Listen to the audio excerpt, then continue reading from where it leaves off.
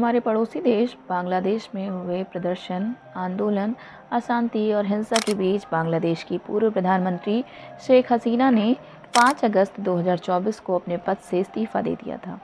हिंसा और विरोध प्रदर्शनों के बीच शेख हसीना ढाका छोड़कर भारत आ गई थीं।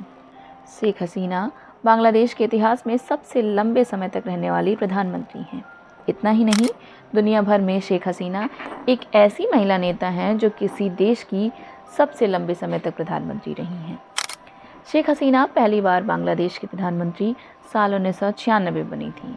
उसके बाद 2009 से 5 अगस्त 2024 तक बांग्लादेश की 10वीं प्रधानमंत्री के रूप में कार्य किया। शेख हसीना के पिता और बांग्लादेश के संस्थापक नेता शेख मुजीबुर रहमान हैं। शेख मुजीबुर रहमान बांग्लादेश के पहले प्रधानमंत्री थे। शेख मुजीबुर रहमान की पुत्री शेख हसीना ने कुल मिलाकर 20 सालों से अधिक समय तक बांग्लादेश की सेवा की है। शेख हसीना का जन्म 28 सितंबर 1947 में हुआ है। शेख हसीना शेख मुजीबुर रहमान की सबसे बड़ी बेटी हैं। उनका शुरुआती जीवन पूर्वी बंगाल के तुंगीपाड़ा में बीता है। यहीं से उन्होंने स्कूली पढ़ाई की है। उसके बाद से उनका पूरा परिवार बांग्लादेश की राजधानी ढाका शिफ्ट हो गया था। शेख हसीना ने अपने गांव तुंगीपाड़ा में प्राथमिक विद्यालय से शिक्षा प्राप्त की। जब उनका परिवार ढाका चला गया तो उन्होंने अजीमपुर गर्ल्स स्कूल और बेगम बद्रुन्निसा गर्ल्स कॉलेज से पढ़ाई की। उन्होंने ईडन कॉलेज से स्नातक की डिग्री ली है।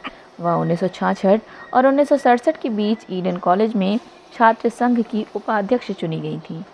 शेख हसीना ने ढाका विश्वविद्यालय में बंगाली साहित्य की भी पढ़ाई की है, जहां से उन्होंने 1973 में स्नातक की डिग्री ली थी। शेख हसीना ने 1967 में एमए वाजिद मियां से विवाह किया था। वाजिद मियां डरहम से भौतिकी में डॉक्टरेट की उपाधि प्राप्त एक बंगाली परमाणु वैज्ञानिक थे। साल 1975 में शेख हसीना की मां, उनके पिता शेख मुजीबुर रहमान और 3 भाइयों को बांग्लादेश की सेना ने मौत के घाट उतार दिया था। उस वक्त शेख हसीना अपने पति वाजिद मियां और छोटी बहन के साथ यूरोप में थीं, जिसकी वजह से उन लोगों की जान बच गई थी। माँ बाप और 3 भाइयों की हत्या के बाद शेख हसीना कुछ समय तक जर्मनी में रही थीं। इसके बाद तकरीबन 5 सालों तक शेख हसीना दिल्ली में रही थीं। शेख हसीना को 2006 से 2008 के राजनीतिक संकट के दौरान जबरन वसूली के आरोप में हिरासत में लिया गया था और जेल से रिहा होने के बाद उन्होंने 2008 का चुनाव जीता।